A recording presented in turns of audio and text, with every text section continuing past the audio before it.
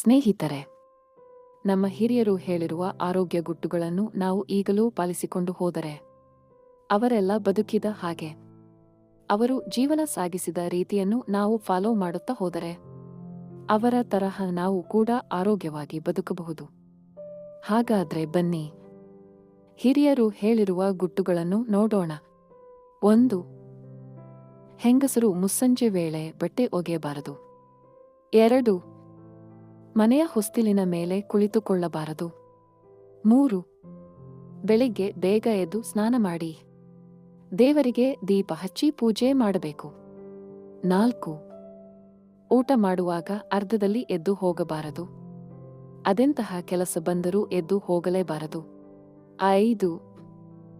ಎಂಜಲು ಕೈಯಲ್ಲಿ ತಟ್ಟೆ ತೊಳೆಯಬಾರದು ಮತ್ತು ಊಟ ಆದ ನಂತರ ಎಂಜಲು ಕೈಯನ್ನು ಒಣಗಿಸಬಾರದು.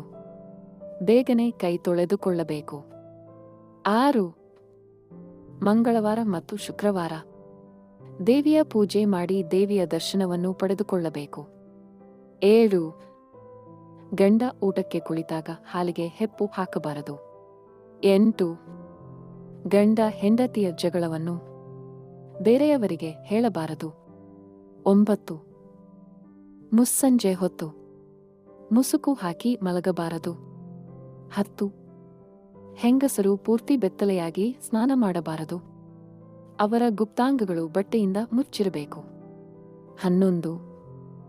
ಊಟ ಮಾಡುವ ಮುಂಚೆ ಮತ್ತು ಸಂಭೋಗ ಮಾಡುವ ಮುಂಚೆ ತಪ್ಪದೇ ಮೂತ್ರ ವಿಸರ್ಜನೆ ಮಾಡಬೇಕು. 12. ಅಡ್ಡಾದಿಡಿಯಾಗಿ ಮಲಗಿದ ಸ್ತ್ರೀಯರನ್ನು ಸಂಭೋಗ ಮಾಡಬಾರದು. 13. ರಾತ್ರಿ ಊಟ ಮಾಡಿದೆ ಹಾಗೆ ಮಲಗಬಾರದು. ಊಟ ಮಾಡಲು ಮನಸ್ಸಿಲ್ಲದೆ ಇದ್ರೆ ಹಣ್ಣು ತಿಂದು ಮಲಗಬೇಕು. 14.